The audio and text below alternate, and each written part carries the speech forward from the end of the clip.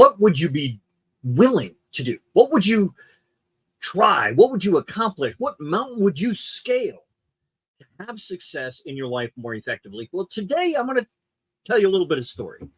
We're going to sound a little bit like a rant and an oh, poor me for a moment, but I'm going to tell you about yesterday, and I'm going to share with you what my wife did when she scaled a mountainside to teach me something about business. Yeah, I'm the business coach, but she teaches me all the time. And this is worth thousands of dollars for you. And if you're mildly successful or even are about to become successful, it's worth tens or hundreds of thousands of dollars for you to do this. This is not some great claim. This is just a fact, y'all. Okay, so yesterday I had some interviews set up, some swaps. We were going to do some visibility. We're going to get people, introduced to my audience and let them know what it was that they do. And I had set these up on the calendar. And here's the problem. My wife had a very important call that she had to take at a specific time. At 1 o'clock yesterday, she had to be on a call. Well, we live on the side of a mountain, so the only calls that we make from the house are actually via the internet. Well, we were having some issues. Everybody in the entire area was having issues, apparently, but we didn't know this at the time. We just knew there was no internet at the house. I'd log in, I'd get one message come in, and then it would be like, there's no internet. It's hooking up, but there's no internet connection. And I told my wife, I was like, okay, so here's the deal. We got the kids here, so this is how we're going to have to work this right now. I'm going to have to drive all the way into town and hijack some free internet on my phone, conduct the interviews at my 10 o'clock.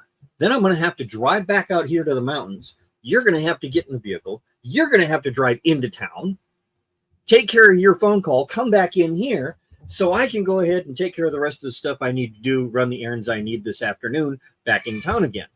Okay, this was not ideal in any way, shape, or form, but something I do want you to think about is just because the internet went down doesn't mean I wasn't willing to go where I could have a connection. Just because it was inconvenient didn't stop me. It didn't make me reschedule. It made me say, hey, let's go ahead and get this done some other way. And I'm willing to drive to town, right? Sit in the truck, go to the park, sit next to the library, whatever. I'll make it happen. I'm the go-to kind of guy. Well, then there's my wife. I go into town. I make it there. Just as I park outside the library, my wife sends me a message. She's like, hey, looks like everything's good. Internet's stable. And I'm like, well, good for you. Awesome. Let me know if anything changes because I don't have time to make it back home before the interview. So cool thing is, here we are. I'm doing the interview. We laugh. We have a good time. I'm cooking in the truck. We get the stuff taken care of. I get in the vehicle. I get heading down the road and I get home and my kid meets me at the door. He says, well, mom's up on the side of the mountain. I said, what? She went up the side of the mountain. I said, why? Well, she had to take a phone call. A phone call. Well, see, I'm not saying there is no internet or there is no cell phone reception here on the mountains. But the problem is you actually have to climb all the way to the top of the mountain to get cell service because we live in the valley on the side of a mountain. Well, she was having some internet problems. So last minute, what's my wife do? She grabs her cell phone and starts scrambling up the side of the mountain to get to the very peak of the mountain so she can be there in time for a phone call. Now that blew my mind, right? Like my wife is so amazing.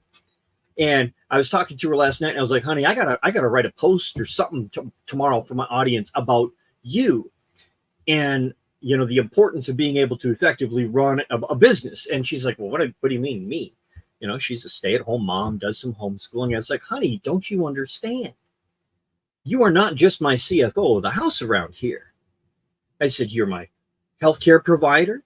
You take care of insurance, building, HR, the entire staff, our family. You make sure that everything is managed. Everything that we need is here in the house. I says, you do more about running this business as a household than almost any person I've met who actually runs their own business. I says, and not to mention that when things got haywire, you didn't sit around waiting for things to get done or just reschedule or complain because the tech didn't work out. You hightailed it and climbed your skinny little butt all the way up to the top of a mountain just to make a phone call. I says, I'd love to work with more people that are willing to scale a mountainside just to get a phone call for their business. Most people, I can't get them to actually show up and actually ask for the phone call, let alone show up for it, because things are inconvenient. So with that, I want to tell you, why is this important? How is this going to make you more money? Okay, so the first thing you got to remember is what she did is not uncommon for a mother. Mothers will go to great lengths to do whatever it takes to take care of their children. Wives will do it for their husbands. Husbands will do it for their wives. Yet we spend more time with our business than we do our family, but we're not willing to do the inconvenient or the hard. So I encourage you, take my wife's lead on this. When something breaks, when something isn't working, when it's not going the way that it should, look up. Find, is there a better way? Is there an opportunity? Is there a solution that you can move towards? And if there is a solution, don't even let a mountain get in your way. Move forward powerfully. Move forward with tenacity. Don't give up. Get hold of whatever it takes to get you where you need to be to make the thing happen that needs to happen for the result that you require. Now, those are a lot of solid, stern statements. And that's okay, because if you're not solid, stern, and clear about what you want in your business, you're going to fail anyway. So congratulations if you haven't got that yet.